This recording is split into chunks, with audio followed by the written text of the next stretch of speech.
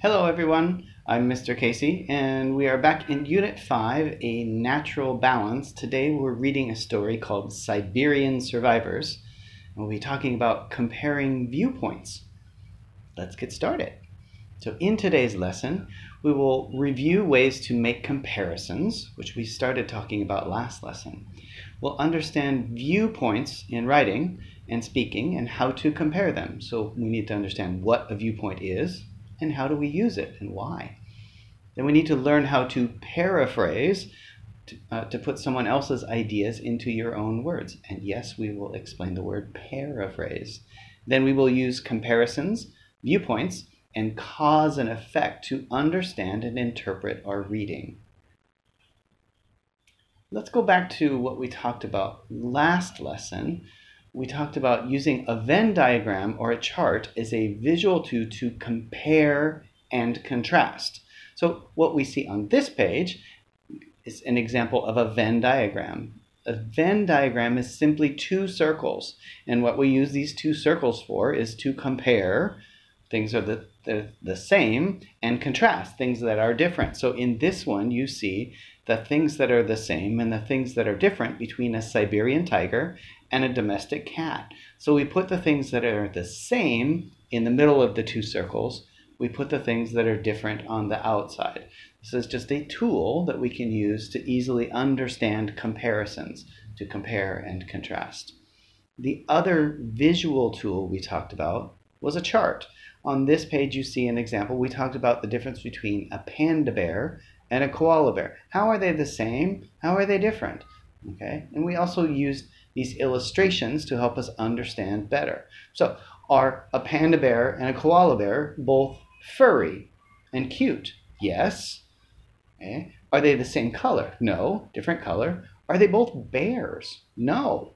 A panda bear is a bear. A koala bear is not a bear. It's a marsupial. So this helps us to understand how these animals are alike and different, how we make comparisons. A Venn diagram, and this one is a chart. Before we read anytime, we need to understand the vocabulary, okay, that's part of the text before we read the text. So let's go to page 344 before we read this story about Siberian survivors and talk about the key vocabulary. The first word here on the list is biologist. 4 syllables. Biologist. This is a noun. You can see the illustration here. A biologist is a person who studies living things. Biologists study how living things grow and where they are found. Okay, this is a job. Next one is expert. Expert. This is another noun. An expert is a person who knows a lot about a subject.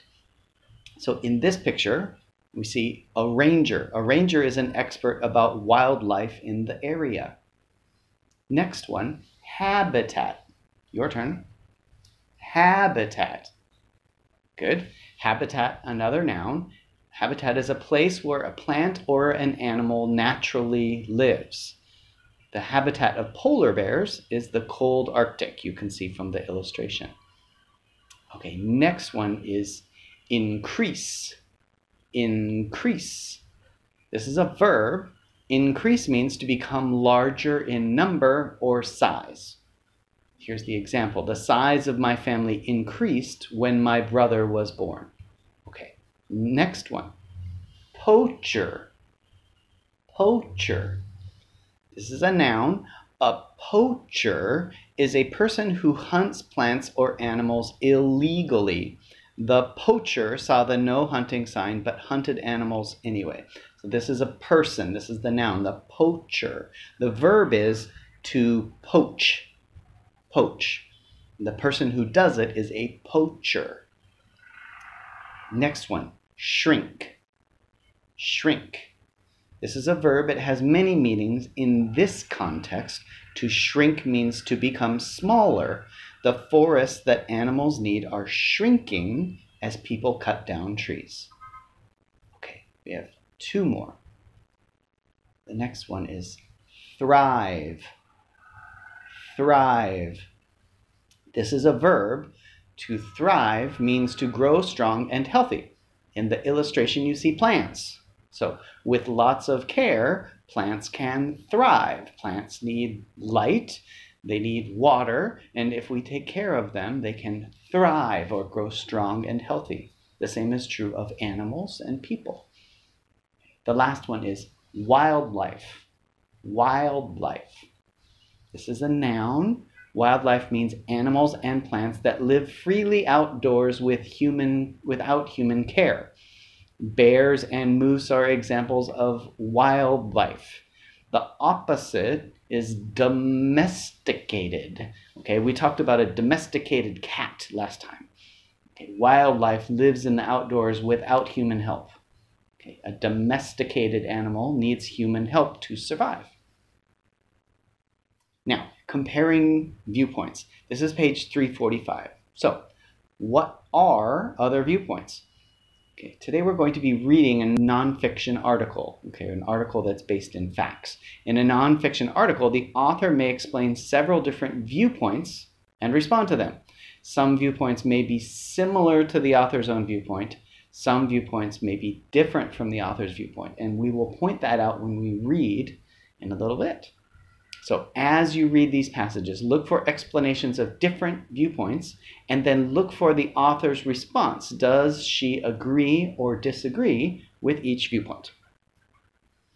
Here's an example from the text. Okay, so the first question I have for you is, what does viewpoint mean? And then when you read this section of the text, what is the author's viewpoint about tiger poachers? And what is the evidence that this is their viewpoint? So stop the video for 2 minutes, read the text, and answer the 2 questions.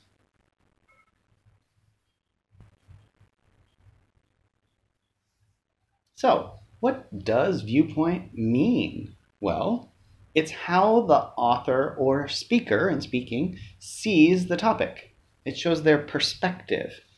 This is how I see it. Okay? We may agree or disagree, but at least we understand what is the author or speaker's perspective. How do they see this topic? So, what is the author's viewpoint here? Okay. Here's an example. The strong word potion shows that the author does not agree with the viewpoint about the value of tiger parts. Okay? Potion implies that something does not work. It is bad and should not be used. She also talks about hunting illegally. So this is her viewpoint. We see if she's saying that it's illegal, it's wrong for people to hunt these animals. Again, on page 345, we're going to talk about a viewpoints chart. How can we chart how the author feels about various viewpoints? Here's an example, of a viewpoint chart.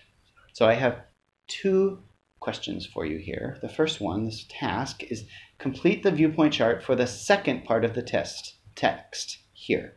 Okay, here is an example of the viewpoint chart of this part of the text.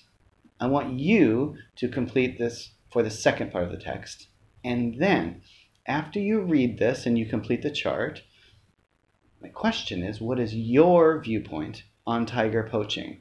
Okay, we understand the author's viewpoint. Now I want you to write down your viewpoint. So pause the video for 3 minutes and complete these 2 things.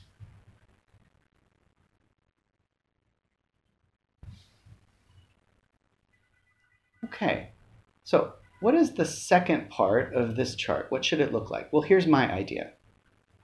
Poachers can make a lot of money from selling wild animals. That's other people's viewpoint.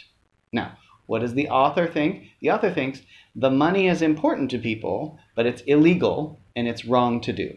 That would go here. So, what is your viewpoint on tiger poaching? Here's my answer. I believe that our attitudes need to change towards using wild animals for human health. Okay.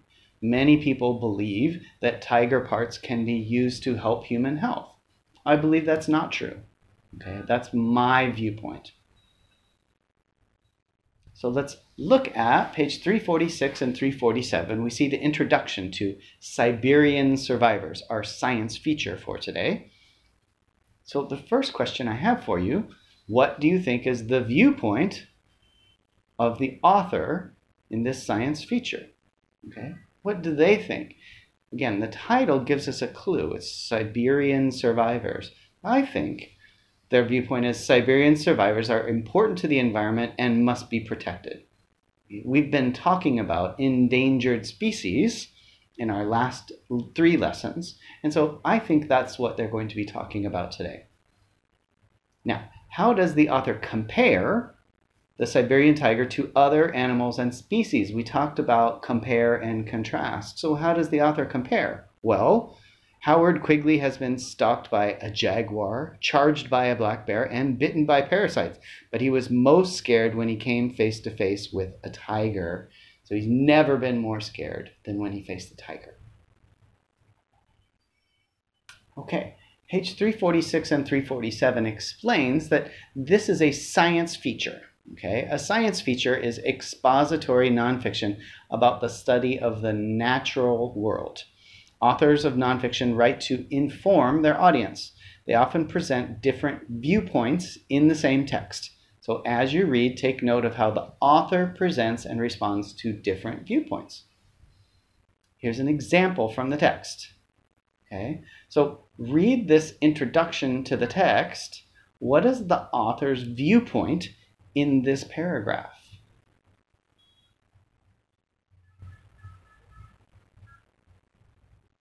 Here's a response to the question. In some people's view, the 1947 laws are enough to protect the tigers, but the author uses strong words to show that she disagrees. The laws helped a little, but Olga and other tigers still face serious threats. So the laws passed were not enough, according to the author's viewpoint. Okay. To get the clearest picture of the author's ideas, visualize the sights, sounds, smells, tastes, and feelings related to the text. Okay, page 348. So we have 2 questions for you on this page. Okay, number 1, what are the descriptive adjectives, which we talked about the last lesson and the lesson before? What are the descriptive adjectives and phrases the author uses to talk about the tiger? Okay. How does the author describe the tiger? And then, why do the scientists put a radio collar on the tiger? You can see a picture of it here. So pause the video for 3 minutes and write down the answers to these questions in your notebook.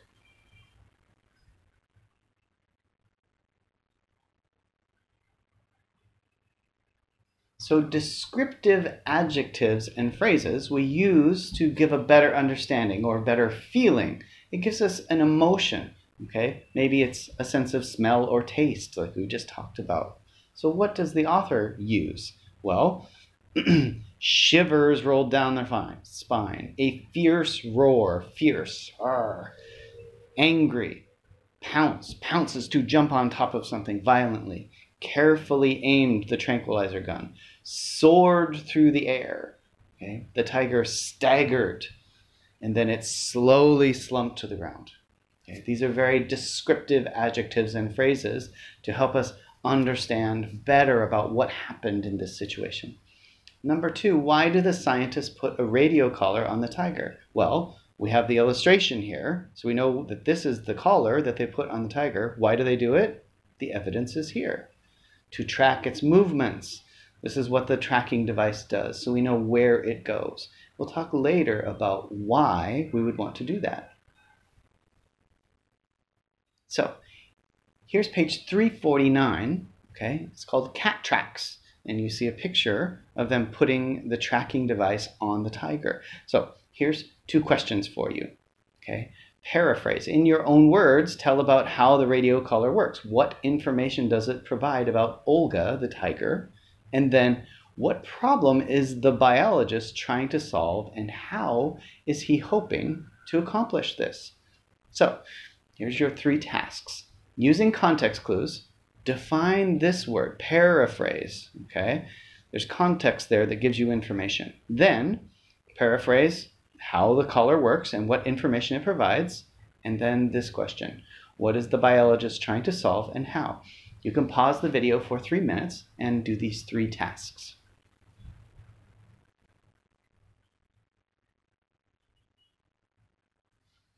So in the question here, in that question number 1, do we have some context clues that help us understand the word paraphrase? Well, right after paraphrase, it says in your own words. So paraphrase, again, paraphrase, good. This is a verb to express meaning for more clarity or personal understanding.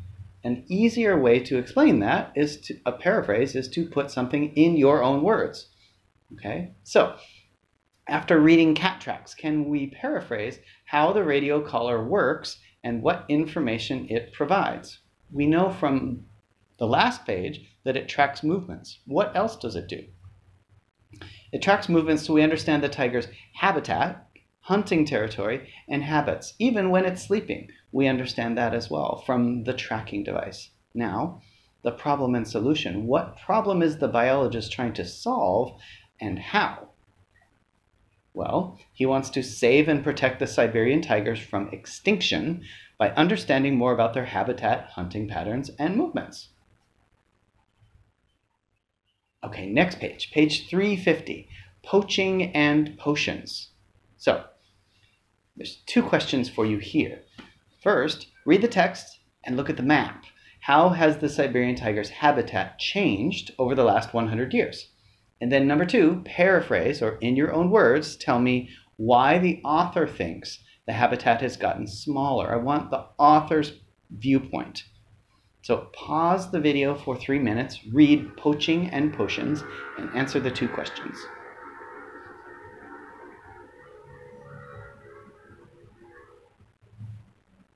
Ready to go? So, how has the Siberian tiger's habitat changed over the last 100 years? You see here in green how big it was, and then now how much smaller it is today. Okay, in the text it says it's almost disappeared. The habitat or home had almost disappeared. Now, can you paraphrase or give me in your own words why the author thinks the habitat has gotten much smaller? Here's my answer for you. Humans believe that tiger parts can be used to improve health, and poachers can make lots of money by illegally hunting them. Think about the problem of the white rhinoceros. Okay, this is a problem that connects to us here in Vietnam. It's the same problem. Many people believe that rhino horn has health benefits. Okay, we know from science that that is not true, but because people believe it, they will pay lots of money for it. So in Africa, people will illegally poach white rhinos, cut off their horn, and send it to Vietnam where people will pay lots of money because we believe, some people believe, that it helps their health. The same can be said of tigers. This is what's happening to tiger habitats. Okay, page 351. Dangers in the wild. So based on evidence and context clues from this text and the last 2 lessons, what is your opinion on why the tiger's habitat is disappearing? Okay, so pause the video for 2 minutes, read Dangers in the Wild, and think about this text and the text we read last week and the week before, and give me your opinion on why the tiger's habitat is disappearing.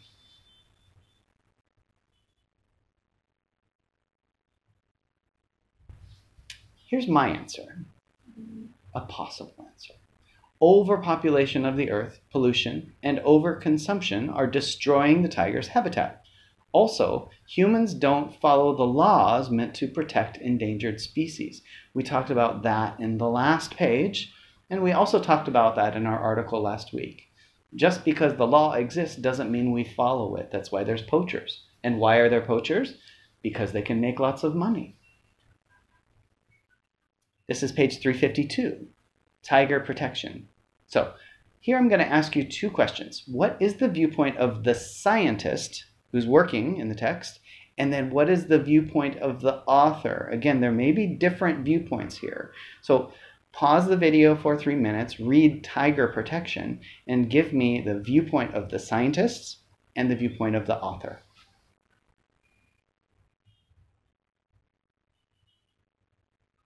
So what does the scientist have to say?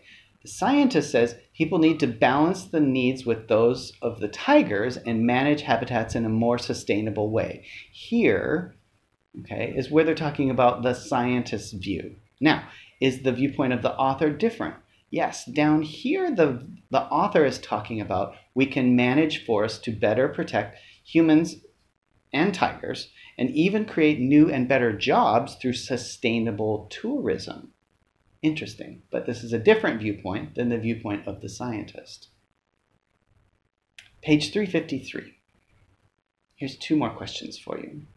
Okay, so read and answer these 2 questions. How can people work together to protect tigers and their habitats? And then cause and effect. Why has the Siberian tiger population increased?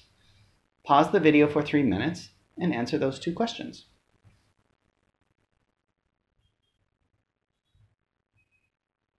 So how can people work together to protect tigers and their habitats? Can you summarize or paraphrase in your own words? Here's my answer. Humans need to understand their impact on Siberian tiger habitats. We need to respect the laws to protect these endangered animals and also change our false attitudes towards using them for human benefit. Okay. All of these ideas are in the text, so I'm summarizing what I heard the author say. Okay. This is what I think the author's opinion is. Now, cause and effect. Why has the Siberian tiger population increased? Well, tracking the tigers in their habitat and actively searching for poachers has helped increase their numbers. The author talks about that here. Okay, your homework for this week. Answer these 2 questions, okay, about Siberian tiger habitat from the reading in your notebook. Okay, read Siberian Survivors again and explain, laws have been passed to help protect tigers. Why are tigers still in danger? There are many answers to this question. And then number 2, cause and effect. Why do people cut down the trees? Okay, 3 more. What is the main viewpoint of the author who wrote Siberian Survivors? What is the main viewpoint of the scientist who's working to save the tigers? How are they the same? How are they different? Use a tool to compare and contrast the viewpoints in your notebook. We talked about compare and contrast last lesson and at the beginning of this lesson. So you can make a chart, you can make a list, you could use a Venn diagram with the 2 circles to compare and contrast the viewpoints of the author and the scientist. Thank you very much, and we will see you next time.